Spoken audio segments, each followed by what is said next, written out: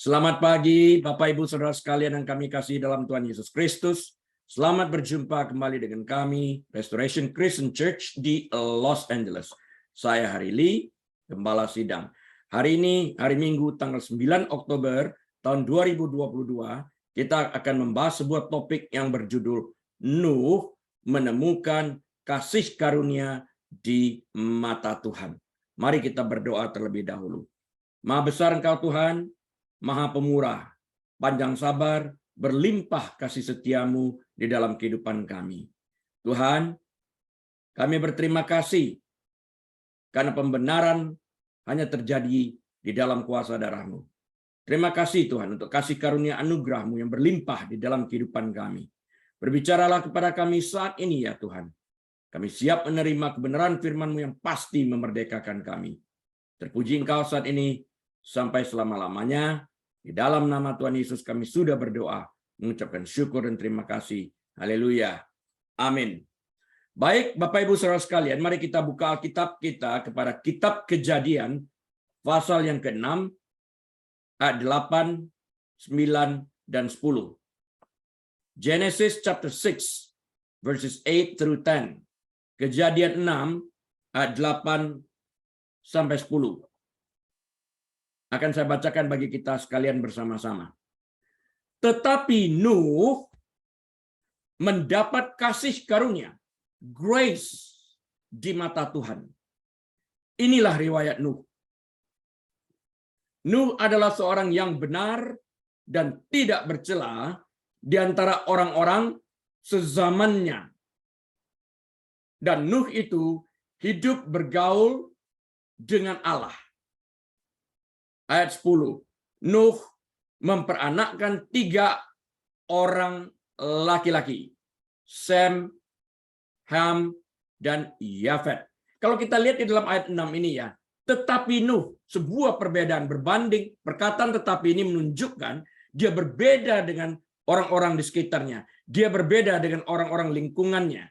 Masyarakatnya berperilaku yang lain. Sementara Nuh berperilaku yang lain. Karena itu mata Tuhan tertuju kepada Nuh yang oleh Alkitab dikatakan orang benar dan mendapatkan kasih karunia daripada Tuhan akibat apa yang dikerjakannya di dalam kehidupannya.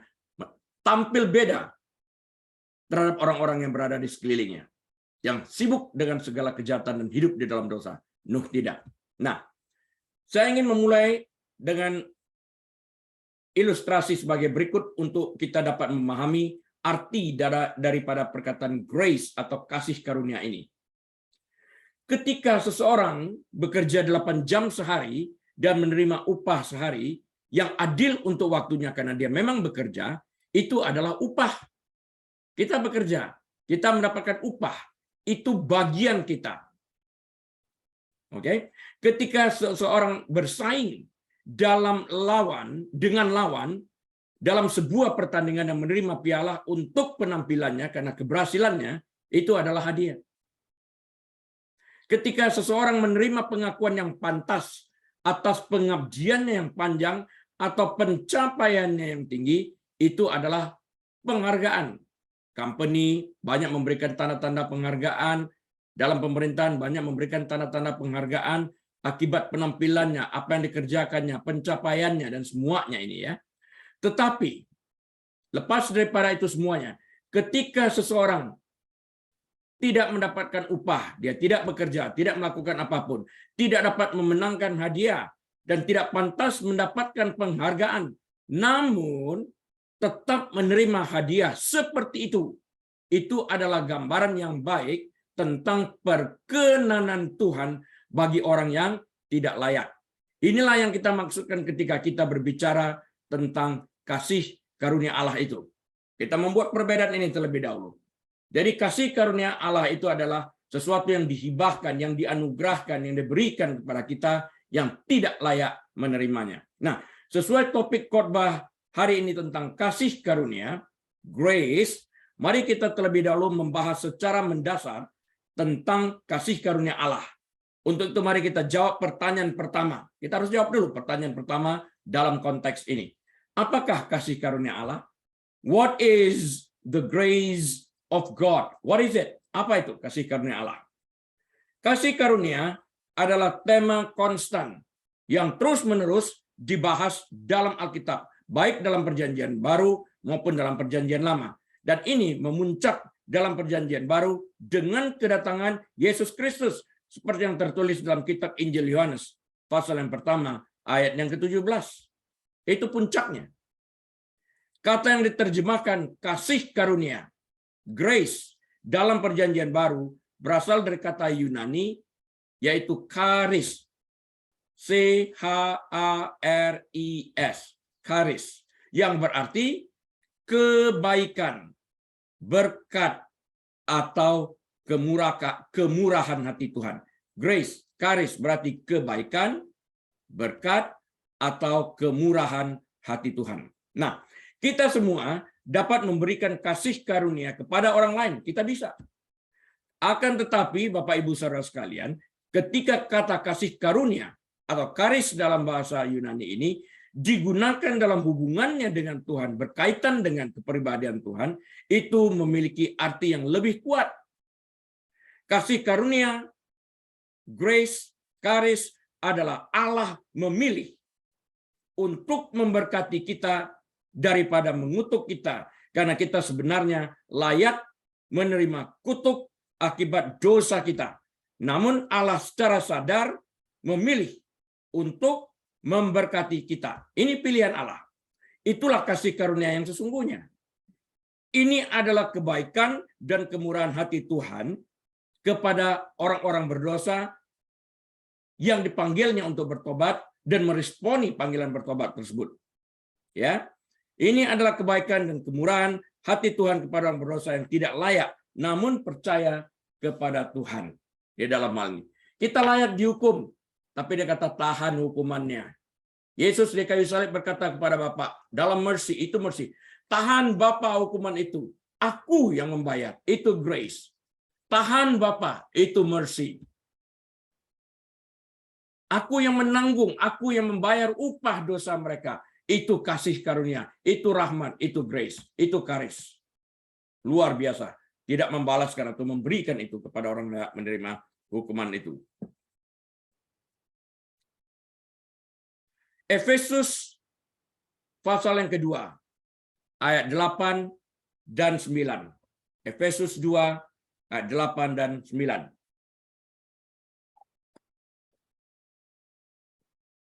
Mengatakan sebagai berikut. Sebab karena kasih karunia, kamu diselamatkan oleh iman. Diselamatkan oleh apa? Iman. Ini penting, garis bawahi itu. Itu bukan hasil usahamu. Jelas iman kok dikatakan. Itu bukan hasil usahamu, tetapi pemberian Allah yang harus kita responi dengan iman. Ayat 9. Itu bukan hasil pekerjaanmu. Jangan ada orang yang memegahkan diri. Nah, saya baca sekali lagi. Efesus 2 ayat 8-9. Sebab karena kasih karunia kamu diselamatkan oleh iman. Itu bukan hasil usahamu, tetapi pemberian Allah. Itu bukan hasil pekerjaanmu. Jangan ada orang yang memegahkan diri. Satu-satunya cara kita bisa masuk ke dalam hubungan dengan Tuhan adalah karena kasih karunia-Nya kepada kita. Belas kasihan-Nya kepada kita. Kasih karunia dimulai di Taman Eden ketika Allah membunuh seekor binatang untuk menutupi dosa Adam dan Hawa. Seperti yang tertulis dalam kitab Kejadian pasal yang ketiga, ayat yang ke-21. Dia bisa saja membunuh manusia, yaitu Adam dan Hawa pada waktu itu. Manusia pertama ini bisa saja dibunuhnya karena melanggar ketetapannya, karena ketidaktaatan mereka. Dia bisa bunuh mereka pada saat itu, karena ketidaktaatan mereka. Namun Allah yang penuh kasih itu mengambil jalan lain dengan mengorbankan binatang untuk menutupi dosa ketidaktaatan mereka. Kasih karunia menang terhadap dosa. Sehingga apa yang dirancangkan oleh iblis digagalkan oleh Tuhan karena kasih karunia. Bayangkan kalau Tuhan membunuh. Iblis berada pada posisi menang di dalam hal ini. Tetapi Allah mengalahkan iblis dalam segala konsep kejahatan mereka, rancangan mereka, rekaan mereka, dengan menampilkan kasih karunia yang senantiasa mengalir dan tidak pernah berhenti. Ini konsep keilahian dalam bentuk kasih itu sendiri yang mengalahkan segala kejahatan. Setan merancangkan, menggagalkan rencana Tuhan di dalam kehidupan manusia yang diciptakannya. Allah membalikkan itu dengan memberikan kasih karunia. Luar biasa sekali konsep ini, yang hanya ditemukan di dalam kekristenan. Solusi yang diambil Tuhan pada waktu itu adalah daripada membinasakan mereka, yaitu Adam dan Hawa pada saat mereka tidak taat, Tuhan memilih untuk membuat jalan bagi mereka untuk menjadi benar di hadapannya. Artinya Allah yang murah hati memberikan kesempatan kepada mereka untuk memperbaiki kesalahan mereka dengan mengizinkan mereka hidup dengan cara menutupi dosa mereka melalui darah binatang yang dikorbankan.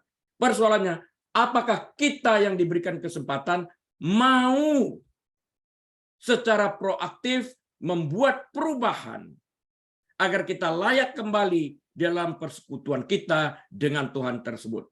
Ini menghendaki desire, keinginan dari dalam hati yang akan menghasilkan komitmen untuk membuat perubahan yang secara persisten dan konsisten. Segala sesuatu tidak terjadi tanpa ada desire atau keinginan untuk berubah. Setelah desire ada, baru muncul komitmen untuk secara persisten, konsisten melakukan perubahan-perubahan agar kita tetap diam di dalam hubungan kita dengan Tuhan tersebut. Pola anugerah seperti ini, Bapak Ibu Saudara sekalian, berlanjut di sepanjang perjanjian lama ketika Allah menetapkan pengorbanan darah sebagai sarana menebus manusia berdosa. Bukan darah fisik, saya ulang, bukan darah fisik dari korban-korban itu pada dasarnya yang menyucikan para pendosa. Yang menyucikan dan membenarkan manusia berdosa adalah kasih karunia Allah yang menutupi dosa mereka yang percaya kepadanya. Seperti yang tertulis dalam kitab Ibrani pasal yang ke-10, ayat yang keempat, Kejadian 15, ayat yang ke-6. Orang-orang berdosa menunjukkan iman mereka dengan mempersembahkan korban-korban yang Allah tuntut. Perlu saya ingatkan di sini, dalam perjanjian lama, dosa itu melalui pengorbanan darah binatang hanya bisa ditutupi, tidak dapat dihapuskan. Dalam perjanjian baru, darah anak domba Allah yang sempurna, yaitu Tuhan Yesus Kristus, tidak lagi menutupi, tapi menghapus dosa tersebut karena dia sudah menanggung hukuman tersebut di kayu salib di dalam kuasa darahnya. Berbeda konsep ini. Jadi perjanjian lama merupakan iming-iming, merupakan bayangan apa yang akan terjadi di mana penggenapannya berlangsung di dalam perjanjian baru, yaitu pada saat Yesus menumpahkan darahnya di kayu salib. Luar biasa konsep ini. Rasul Paulus memulai banyak suratnya dengan kalimat, contoh ya, Roma 1 ayat yang ke-7. Contoh, Roma 1 ayat 7. Bisa juga lihat di Efesus 1 ayat 1 atau 1 Korintus 1 ayat 3. Kasih karunia menyertai kamu dan damai sejahtera dari Allah Bapa kita dan dari Tuhan Yesus Kristus. Dia memulai dengan ini.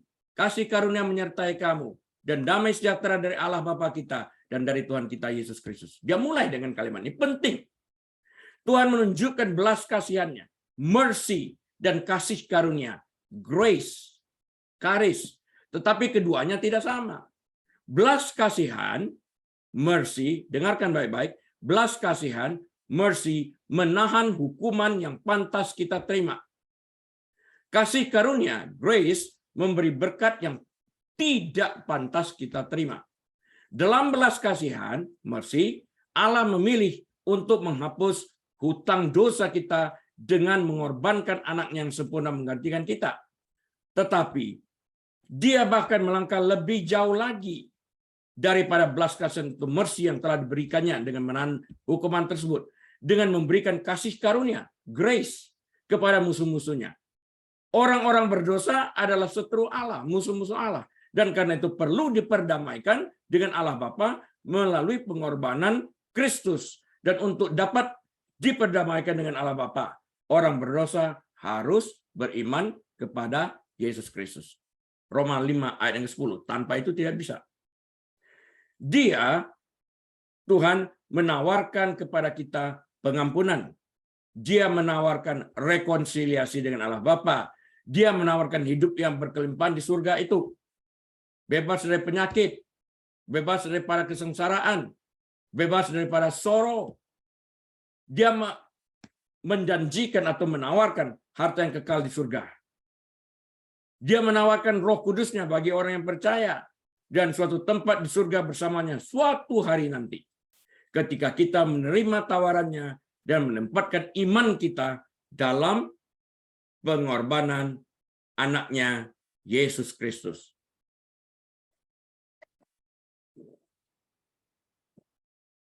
Kasih karunia adalah Allah memberikan atau menganugerahkan harta terbesar, yaitu keselamatan di dalam anaknya kepada kita yang paling tidak layak, yaitu kita masing-masing orang berdosa yang percaya kepadanya. Mari kita telusuri lebih dalam lagi tentang kasih karunia ini.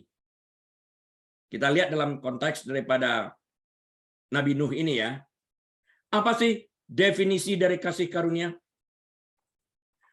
Pesan Injil adalah kabar baik tentang kasih karunia Allah. Jadi penting untuk mengetahui apa itu kasih karunia dan terus berusaha untuk mendapatkan pandangan yang lebih baik tentang apa yang dilakukan kasih karunia dalam kehidupan kita. Tadi kita bicara singkatnya ya, mercy menahan hukuman yang harus kita terima. Kasih karunia itu menanggung hukuman. Dia menganugerahkan keselamatan karena anaknya menanggungkan dosa kita. Ditanggungkan kepada Yesus Kristus. Yesus menebus orang berdosa, dosanya dipikul oleh Yesus, dibayar. Upah dosa adalah maut, itu dibayar Yesus. Kasih karunia adalah bagian penting dari karakter Allah. Kasih karunia berkaitan erat dengan kebaikan. Kasih dan belas kasihan Allah. Ini bergantungan semuanya. Anugerah dapat didefinisikan sebagai perkenanan Tuhan terhadap orang yang tidak layak atau kebaikan Tuhan pada orang yang tidak layak.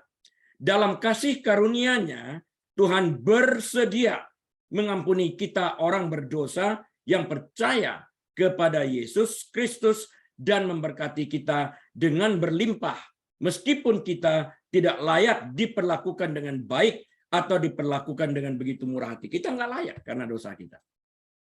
Tapi tetap dikerjakannya. Itulah kasih karunia. Untuk memahami kasih karunia sepenuhnya, kita perlu mempertimbangkan siapa diri kita tanpa Kristus dan menjadi siapa kita dengan Kristus. Kita perlu bayangkan, kalau nggak ada Kristus dalam kehidupan kita, bagaimana ya? Yang lalu kita khotbahkan, tanpa Paskah apa ya kah yang terjadi? Itu awalnya daripada khotbah pada hari ini. Tanpa Kristus kita bagaimana? Dengan Kristus kita bagaimana? Dengan demikian kita bisa mengapresiasi kehadiran Kristus Sang Juru Selamat di dalam kehidupan kita itu sendiri. Kita akan mengerti dengan baik konteks atau konsep daripada grace ini, kasih karunia ini. Kita dilahirkan dalam dosa. Dosa Adam diturunkan kepada kita. Mazmur 51 ayat 5. Dan kita bersalah karena melanggar hukum-hukum Allah yang kudus. Roma 3 ayat 9 sampai 20 baca itu. Roma 3 ayat 9 sampai 20 dan ayat 23. 1 Yohanes 1 ayat 8 sampai 10 menceritakan itu semuanya kepada kita. Kita adalah musuh Allah. Layak untuk mati. Tidak ada yang benar. Seorang pun tidak. No one is righteous. Not one. No, not one. Itu Roma 3:10. Sebab tidak seorang pun yang dapat dibenarkan di hadapan Allah oleh karena melakukan hukum Taurat. Karena justru oleh hukum Taurat orang mengenal dosa. Kata Roma 3:20. Secara rohani, Bapak Ibu Saudara sekalian, kita sekalian miskin, buta, najis, dan mati. Jiwa kita berada dalam bahaya hukuman api neraka yang kekal. Perhatikan baik-baik. Tanpa Yesus kita terhilang dalam neraka. Oh, aku nggak percaya. Nggak apa-apa. nanti akan menyesal pada saatnya datang. Lebih baik menyesal sekarang, menerima Yesus sebagai Tuhan dan Juru Selamat, menikmati kenikmatan surgawi bersama dengan Allah Bapa berdasarkan kasih karunia yang dianugerahkan kepada kita, daripada menolak kasih karunia yang ditawarkan ini dan mendarat di neraka. Tapi kemudian datang kasih karunia. Tuhan menganugerahkan kasih karunia-Nya kepada kita. Mau nggak kita menerima itu? Itu pertanyaan yang harus kita jawab. Kasih karunia inilah yang mampu menyelamatkan kita jika kita memilih untuk beriman kepada Yesus, Anak Tunggal Bapa. Efesus 2:8. Perhatikan baik-baik. Kalau kita beriman, itu bukan hanya hari ini aja. Kita terus beriman, langsung terus sampai kita masuk surga. Terus aja berjalan. Jadi artinya persisten, konsisten, ada komitmen di sana. Nah, itu kita buktikan kesetiaan kita dengan membaca firman-Nya, memuji Dia. Bukan sesekali, tapi setiap hari. Ini perlu. Jangan sampai waktu kesusahan datang kita cari Tuhan, begitu selesai, bye-bye. Ini sikap yang tidak baik. Harus kita buat perubahan yang nyata di dalam kehidupan ini. Kasih karunia adalah inti dari Injil. Kisah Para Rasul 20 ayat 24. Kasih karunia memberi kita kemenangan atas dosa. Yakobus 4 ayat 6. Kasih karunia menganugerahkan penghiburan pribadi dan pengharapan baik kepada kita. 2 Tesalonika 2:16. Paulus berulang kali mengidentifikasikan kasih karunia sebagai dasar pemanggilannya sebagai rasul. Yesus Kristus adalah perwujudan kasih karunia yang adalah kebenaran. Yohanes 1 ayat 14.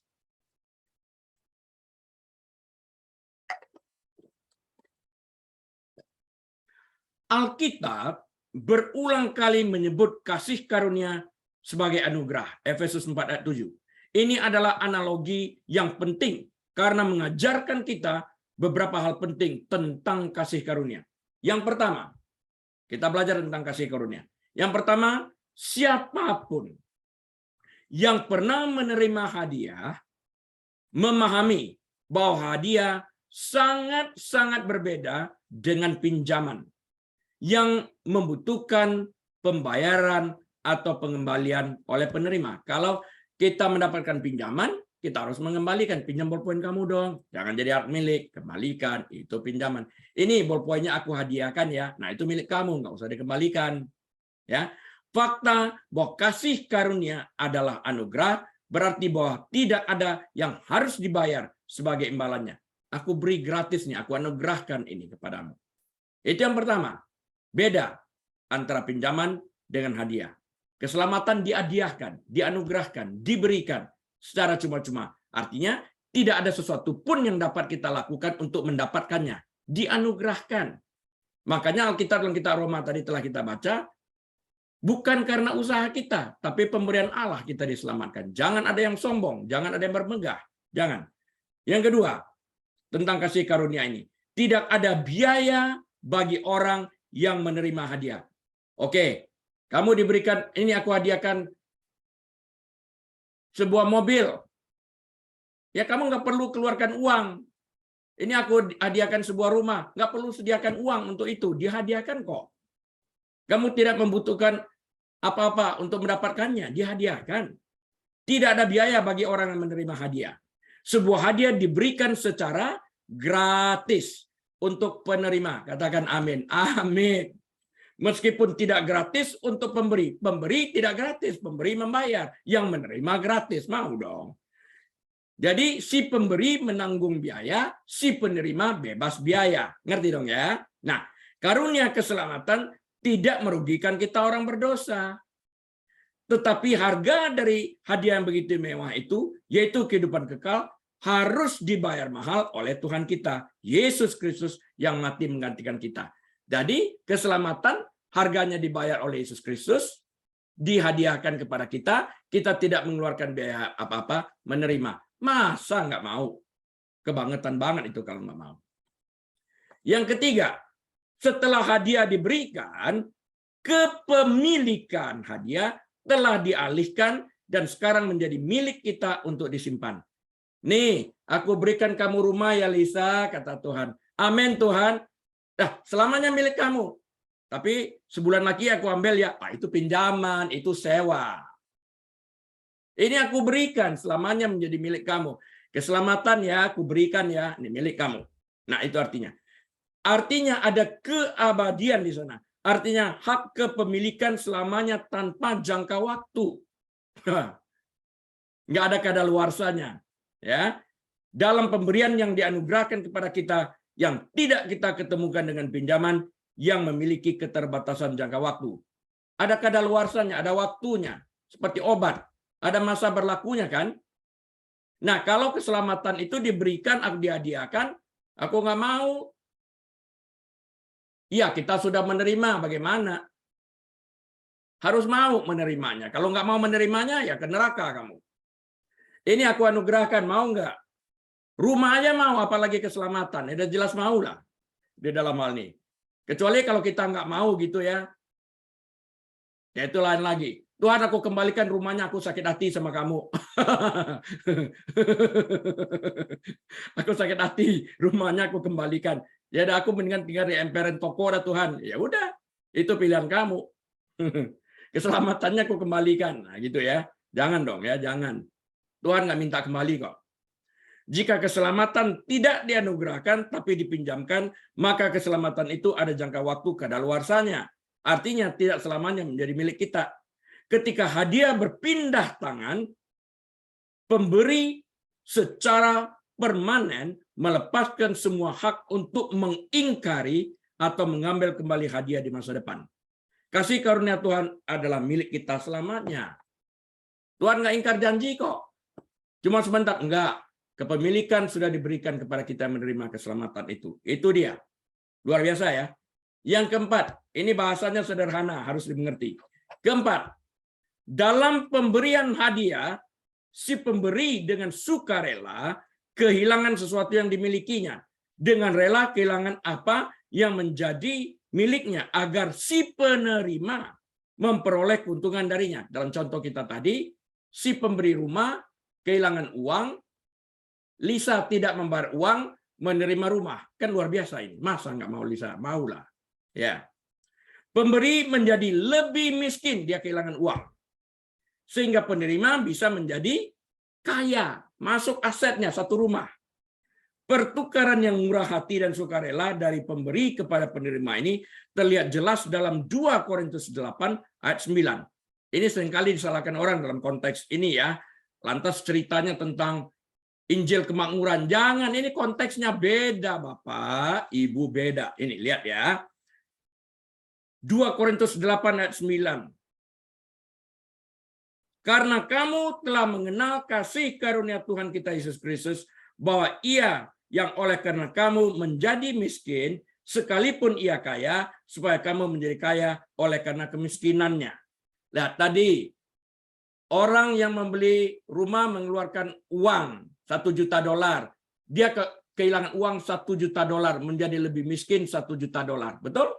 Betul. Dan rumah ini diberikan kepada si penerima yang tidak membayar apa-apa. Dihadiahkan. Si penerima hadiah menjadi kaya dengan satu rumah dalam nilai $1 juta. Jadi yang satu menjadi lebih miskin, supaya yang lain menjadi lebih kaya. Nah, keselamatan begitu juga. Dia mati, darahnya dicurahkan, itu harga yang dibayarkannya, supaya kita yang menerima keselamatan ini beroleh kehidupan yang kekal. Mantap? Mantap? Mantap, mengerti Pak persis ya. Alright. Akhirnya, Alkitab mengajarkan bahwa kasih karunia, grace, dianugerahkan kepada orang yang tidak layak menerimanya. Karunia dan tindakan memberi tidak ada hubungannya sama sekali dengan jasa atau kualitas bawaan kita. Nggak ada. Faktanya, Alkitab mengatakan dengan cukup jelas bahwa kita tidak layak menerima keselamatan dari Tuhan karena kita orang berdosa. Roma 5 ayat 8 sampai dengan 10 mengatakan, akan tetapi Allah menunjukkan kasih-Nya kepada kita oleh karena Kristus telah mati untuk kita ketika kita masih berdosa. Waktu masih berdosa nih, dia sudah mati bagi kita. Ayat 9, lebih-lebih karena kita sekarang telah dibenarkan oleh darahnya, kita pasti akan diselamatkan dari murka Allah. 10, sebab jikalau kita ketika masih seteru diperdamaikan dengan Allah oleh kematian anaknya, lebih-lebih kita yang sekarang telah diperdamaikan pasti akan diselamatkan oleh hidupnya. Luar biasa kan?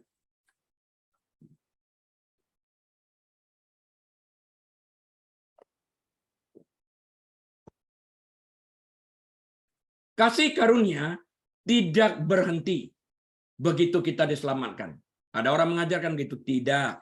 Kasih karunia tidak berhenti begitu kita diselamatkan, tapi berjalan terus. Tuhan bermurah hati kepada kita selama sisa hidup kita. Kasih karunia terus bekerja dalam kehidupan kita. Alkitab mendorong kita dengan banyak manfaat tambahan yang dianugerahkan kepada kita orang yang percaya kepada Yesus ini. Contoh ya, kasih karunia membenarkan kita di hadapan Allah yang kudus. Terus-menerus. Kita berdosa, kita datang lagi, kita minta ampun lagi, dibenarkan lagi. Roma 3:24 misalnya. Efesus 1 ayat 6 misalnya. Titus 3 ayat 7 misalnya. Itu semua tertulis. Kasih karunia memberi kita akses kepada Allah untuk berkomunikasi dan bersekutu dengannya. Kasih karunia menganugerahkan bagi kita hubungan baru dan keintiman dengan Allah. Luar biasa. Kasih karunia mendisiplin dan melatih kita untuk hidup dengan cara yang memuliakan Allah. Kasih karunia memberi kita kekayaan rohani yang tak terukur. Kasih karunia membantu kita dalam setiap kebutuhan kita. Kan nggak berhenti.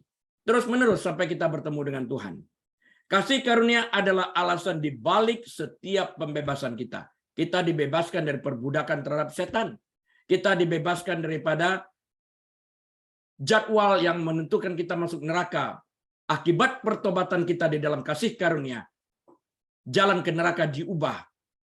Berbalik 180 derajat melalui pertobatan dan iman kita kepada Kristus yang menggiring kita masuk ke dalam kerajaan surga. Ini kan kasih karunia. Kasih karunia memelihara kita dan menghibur, mendorong dan menguatkan kita. Terus berjalan. Kasih karunia secara aktif dan terus-menerus bekerja dalam kehidupan umat Allah. Paulus memuji keberhasilan pelayanannya bukan karena jerih payahnya sendiri, tetapi karena kasih karunia Allah. Dia katakan gini dalam 1 Korintus 15 ayat 10 ya, saya bacakan 1 Korintus 15 ayat 10. Rasul Paulus mengatakan begini, karena kasih karunia Allah aku adalah sebagaimana aku ada sekarang, dan kasih karunia yang dianugerahkannya kepadaku tidak sia-sia. Sebaliknya aku telah bekerja lebih keras daripada mereka semua, tetapi bukannya aku, melainkan kasih karunia Allah yang menyertai aku. Aku berada pada posisi hari ini sebagaimana aku adanya, kata Rasul Paulus, bukan karena kehebatanku, bukan karena gagah perkasaku, tapi karena kasih karunia Allah yang memungkinkan semuanya ini terjadi di dalam kehidupanku. Namun, pada saat yang sama, aku adalah seorang pekerja keras, katanya. Luar biasa ini. Kasih karunia adalah tindakan Allah yang penuh belas kasih dan berkelanjutan yang bekerja di dalam kita, yang tanpanya kita tidak dapat berbuat apa-apa.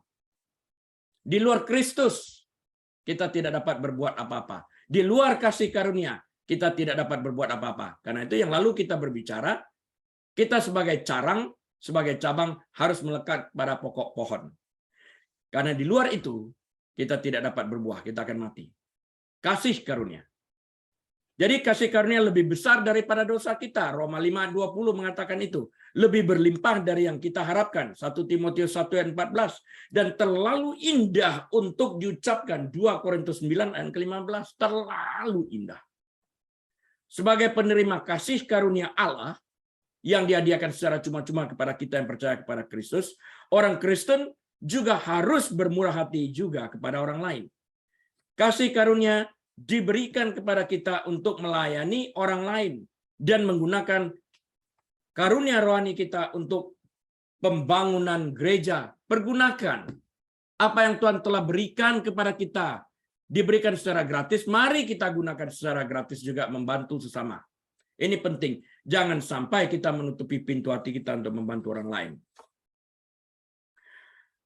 Apa perbedaan antara belas kasihan, mercy, dan kasih karunia, grace atau rahmat? Apa sih perbedaan antara mercy dan grace? What is the difference between mercy and grace? We shall study, right? Belas kasihan, mercy, dan kasih karunia, grace, karis atau rahmat itu berhubungan erat dan mereka tidak terpisahkan satu dengan lainnya. They go hand in hand. Mercy and grace go hand in hand. Mereka melekat, tidak terpisahkan. Sementara istilah memiliki arti yang sama, kasih karunia atau rahmat, karis, grace, dan belas kasihan tidak persis sama. Belas kasihan, mercy, berkaitan dengan kebaikan dan kasih sayang. Itu sering dibicarakan dalam konteks bahwa Tuhan tidak menghukum kita karena dosa kita yang pantas kita terima. Dia menahan dosa tersebut. Tuhan menahan untuk tidak memberikan hukuman. Kasih karunia, grace, mencakup kebaikan dan kasih sayang, tetapi juga membawa gagasan untuk memberikan hadiah atau bantuan. Tuhan melangkah lebih jauh lagi. Ia bukan hanya menahan hukuman yang layak kita terima, ia bahkan menanggung hukuman yang layak kita terima darinya, yaitu bagi orang yang percaya dan beriman kepada Yesus Kristus anak tunggalnya. Dia tahan, bukan hanya sekedar tahan jangan dihukum, gua bayar dah dosamu selama kamu mau percaya kepadaku.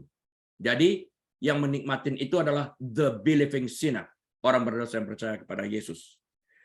Kalau nggak mau percaya, ya bayar sendiri. Bisa bayar nggak? Nggak bisa, karena itu masuk neraka selamanya. Mungkin kita dapat terbantu untuk melihat belas kasihan sebagai bagian dari kasih karunia. Dan bagaimana kasih karunia atau grace itu mewujudkan belas kasihan, mercy, dengan memberikan sebuah hadiah. Dalam hal ini keselamatan sebagai bentuk perwujudan penahanan atau pembebasan dari penghakiman dosa terhadap seseorang sekalipun tidak layak menerima pengampunan akibat dosanya, namun diberikan juga di mana hukuman yang selayaknya diterimanya ditimpakan kepada Yesus Kristus akibat orang tersebut beriman kepadanya. Nah, dalam kitab suci, belas kasihan, mercy, sering disamakan dengan pembebasan dari penghakiman. Dan kasih karunia, grace, selalu merupakan pemberian berkat kepada yang tidak layak. Diberikan kepada undeserved people ini. Unmerited favor, bahasa lainnya.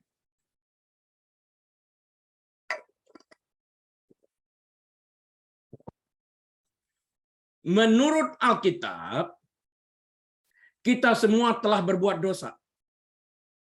Sebagai akibat dari dosa itu, kita semua pantas mati. Roma 6:23 mengatakan. Dan penghakiman kekal di lautan api merupakan penghukuman yang layak kita terima akibat dosa kita. Wahyu 20 ayat 12-15. Mengingat apa yang pantas kita dapatkan sebagai akibat upah dosa kita, setiap hari yang kita jalani dalam kehidupan kita ini merupakan anugerah dalam bentuk belas kasihan Tuhan yang Tuhan berikan kepada kita. Betul nggak? Lihat, setiap hari yang kita jalankan ini, karena kita sadar tanpa kasih karunia, kita masuk neraka, maka dengan kasih karunia yang dilimpahkan kepada kita, setiap hari yang kita jalankan ini adalah anugerah. Karena itu pantas kita bersyukur bukan sesekali, tapi tiap hari. Baca firman-Nya juga sesekali, tapi tiap hari gitu loh, ya. Penting banget itu. Kalau kita mengerti ini jelas kelihatan. Mengingat apa yang pantas kita dapatkan sebagai upah dosa kita, setiap hari yang kita jalani dalam kehidupan kita ini merupakan anugerah dalam bentuk belas kasihan Tuhan yang Tuhan berikan kepada kita. Jika Tuhan memberi kita semua apa yang pantas kita dapatkan, kita semua akan saat ini dikutuk selama-lamanya. Kamu pantas mati, lantas mati. Tapi Tuhan kan tidak kerjakan itu. Ya. Dalam Mazmur 51 ayat 1-2, Daud berseru. Ini jeritan hati Daud ini. Dia ingat akan dosa Adam. Kasihanilah aku, ya Allah, menurut kasih setiamu. Hapuskanlah pelanggaranku menurut rahmatmu, menurut grace-mu yang besar. 2. Bersihkanlah aku seluruhnya dari kesalahanku, dan tahirkanlah aku dari dosaku. Memohon belas kasihan Tuhan adalah meminta Dia untuk menunjukkan kebaikan dan menahan penghakiman yang pantas kita terima. Dia menjerit ini. Seharusnya kita menjerit hal yang sama kepada Tuhan. Di dalam mercy dan grace-nya itu kita mengenali ini, sehingga kita tidak hidup sembarangan di dalam kehidupan ini. Kita tidak berhak mendapatkan apapun yang baik dari Tuhan akibat dosa kita. None. Tuhan tidak berutang sesuatu yang baik kepada kita. None. Kebaikan yang kita alami adalah hasil dari kasih karunia Tuhan, bukan usaha kita. Kasih karunia secara sederhana didefinisikan sebagai kebaikan yang tidak pantas kita terima, namun diberikan juga kepada kita. Tuhan mengasihi kita, no doubt about it. Dia menunjukkan kepada kita kemurahan hatinya dalam memberkati kita dengan hal-hal yang baik yang tidak pantas kita terima dan tidak akan pernah bisa kita peroleh akibat dosa kita. Baru kita terima setelah kita menjadi percaya kepada Tuhan Yesus. Rahmat umum. Rahmat umum itu dalam bahasa Inggrisnya common grace. Hujan misalnya diberikan kepada orang percaya yang tidak percaya, itu common grace. Jadi common grace atau rahmat umum mengacu pada berkat-berkat yang Tuhan berikan kepada semua umat manusia, terlepas dari status rohani mereka di hadapannya. Sementara anugerah keselamatan adalah berkat khusus di mana Tuhan secara berdaulat menganugerahkan bantuan ilahi yang tidak layak kepada orang-orang pilihannya, yaitu mereka yang percaya kepada Yesus dengan segenap hati mereka untuk regenerasi dan pengudusan mereka. Baru-baru ini ada yang bertanya kepada saya ini, jadi kalau sudah ditetapkan gitu, kita apa tidak perlu berusaha? Oh tidak. Loh, kita mengambil bagian dalam menentukan keselamatan berdasarkan anugerah yang dihibahkan kepada kita. Tuhan menawarkan. Kita mempunyai bagian untuk meresponi di dalam hal ini.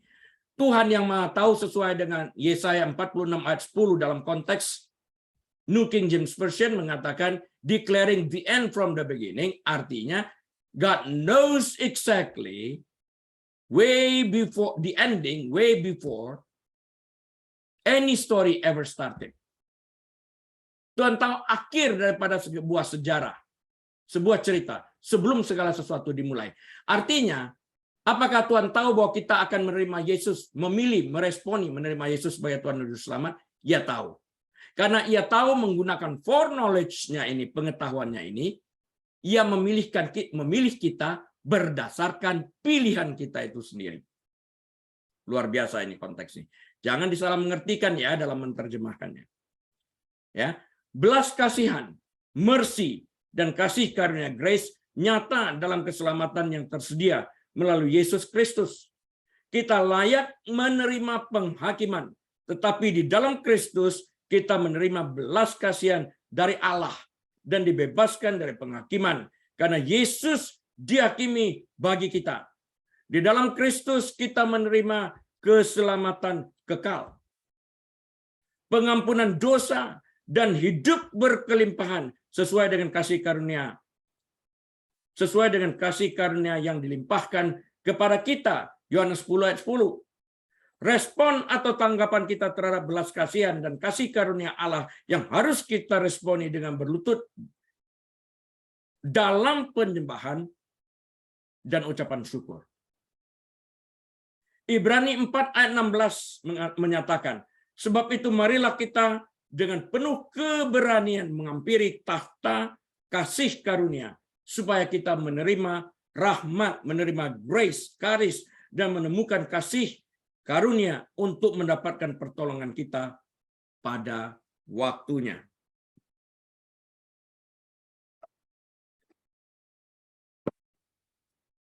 Dalam bagian terakhir setelah kita belajar begitu banyak, kita masuk dalam konteks topik khotbah ini. Nuh menemukan kasih karunia di mata Tuhan. Nah, kita sudah mengerti mercy, kita sudah mengerti grace, kita mengerti semuanya dihadiahkan tanpa usaha kita, tanpa perbuatan baik kita, tanpa bersedekah. Itu diberikan kepada kita yang tidak mungkin dimungkinkan oleh Tuhan. Nah, sekarang kita masuk di dalam topik ini, kita rangkum, kita lihat cerita Nuh ini ya, supaya kita mengerti benar tentang kasih karunia ini.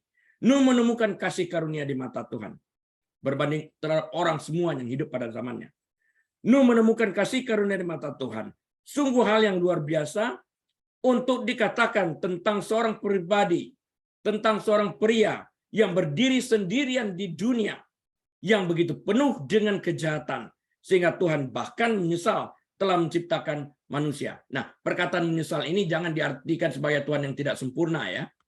Menyesal dalam arti Tuhan menyayangkan manusia, mempergunakan free will yang diberikan kepada mereka untuk melakukan tindakan kejahatan yang bertentangan dengan hukum kasih Tuhan. Harusnya mereka menggunakan free will mereka untuk melakukan kebaikan. Menyesal di sana konteksnya ini. Misalnya ya, Anda di freeway, jalan 100 miles, ditangkap oleh polisi.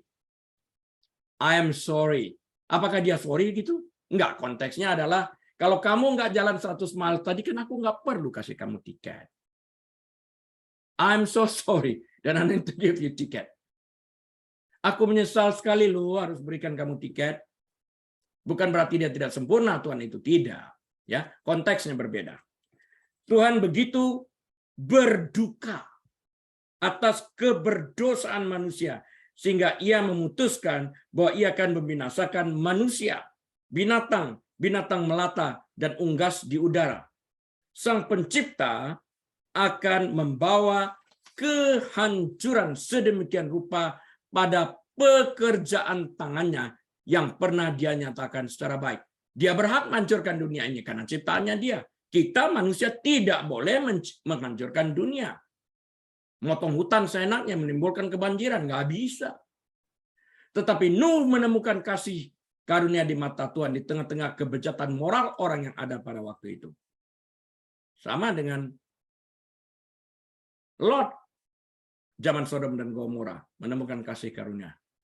Tentang Nuh yang adalah cucu Metusalah, Tuhan berkata bahwa dia adalah seorang yang benar dan tidak bercela di antara orang-orang sezamannya. Dan Nuh itu hidup bergaul dengan Allah. Ini yang menentukan. Kata kuncinya bergaul dengan Allah. Ya, he draws himself closer to God. He is constantly in God's presence. Itu dia.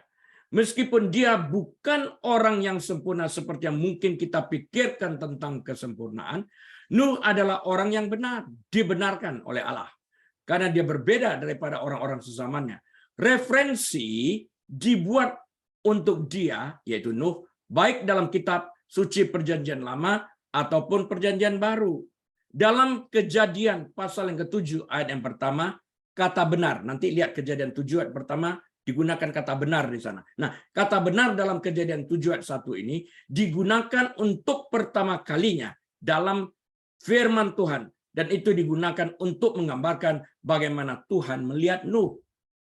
Bukan manusia melihat dia sebagai orang benar. Tuhan yang melihat Nuh sebagai orang benar. Dalam konteks Perjanjian Baru kita dibenarkan di dalam Kristus.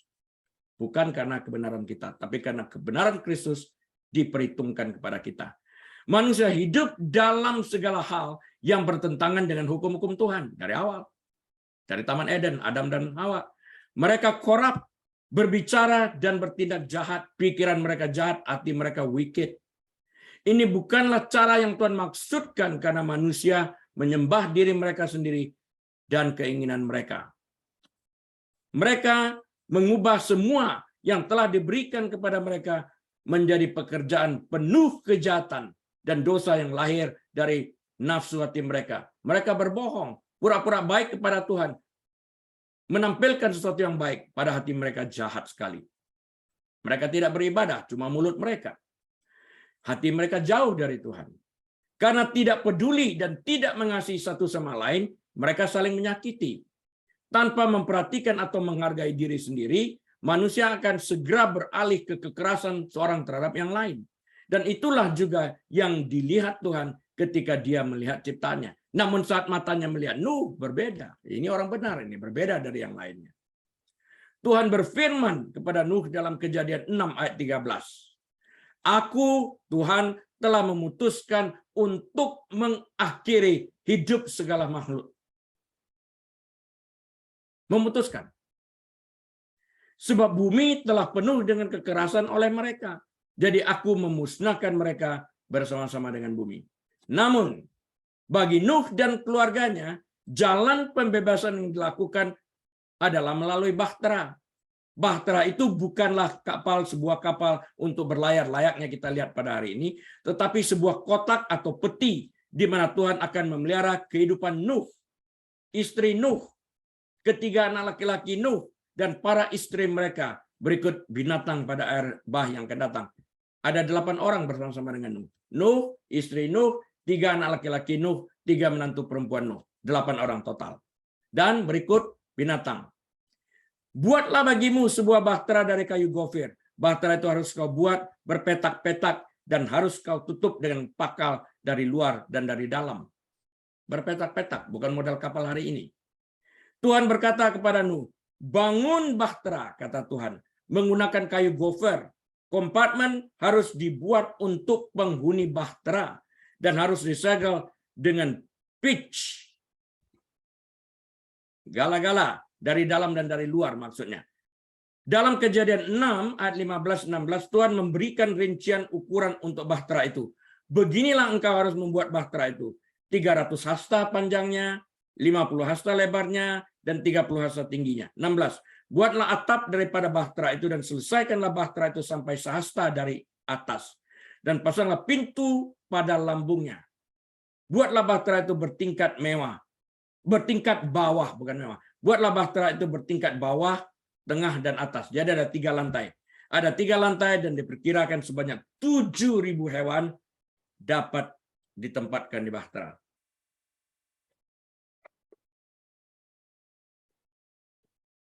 Tuhan berkata, Dia akan menetapkan perjanjiannya dengan Nuh.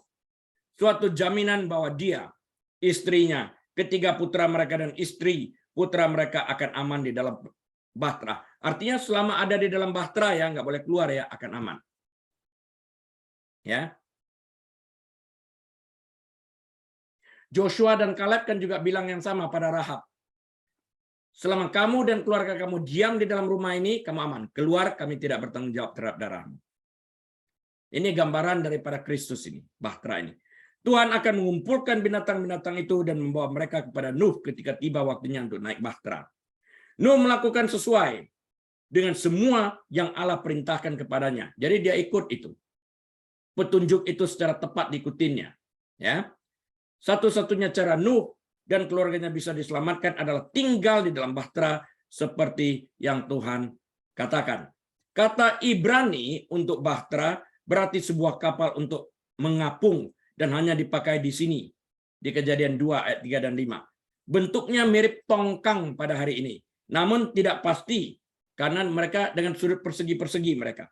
Kemampuan angkutnya sama dengan 300 gerbong barang kereta api.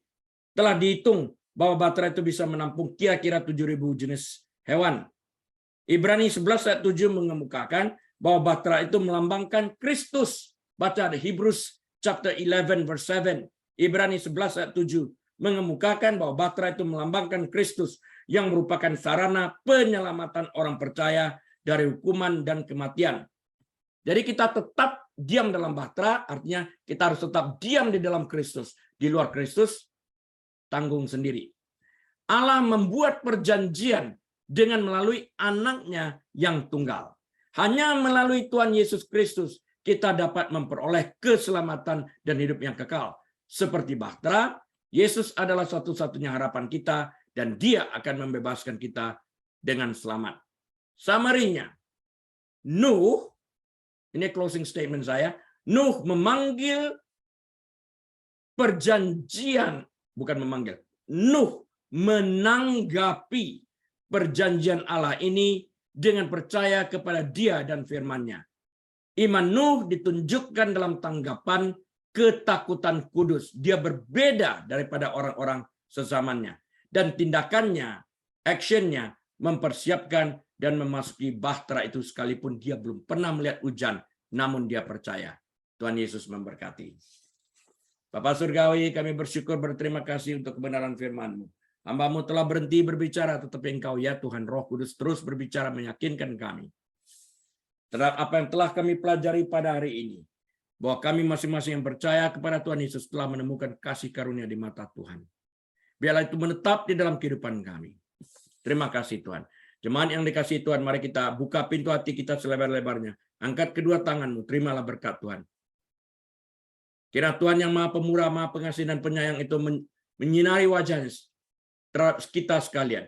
Membuat kita menjadi kepala dan bukan ekor. Naik dan tidak pernah turun. Diberkatilah engkau saat engkau masuk. Diberkatilah engkau saat engkau keluar. Diberkatilah bakulmu. Diberkatilah tempat adonanmu. Diberkatilah kandunganmu. Diberkatilah kesehatanmu. Diberkatilah rumah tanggamu. Diberkatilah pekerjaanmu. Apa saja yang Tuhan, apa saja yang engkau perbuat, Tuhan yang membuat engkau berhasil.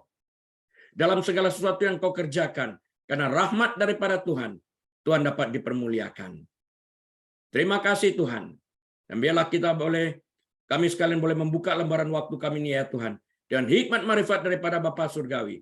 Damai sejahtera dari Tuhan Yesus Kristus. Dalam persekutuan yang manis dan erat bersama dengan Tuhan Allah Roh Kudus. Saat ini bahkan sampai selama-lamanya. Yesus Tuhan datang kali keduanya. Menjemput kami semua yang percaya kepadanya. Semua umat Tuhan yang menerima berkat berkata, amin, amin, dan amin. Baik, Bapak Ibu Saudara sekalian, sampai berjumpa minggu depan. Atas izin Tuhan, dan sementara itu, mari kita jalankan tetap protokol kesehatan. Tuhan Yesus memberkati.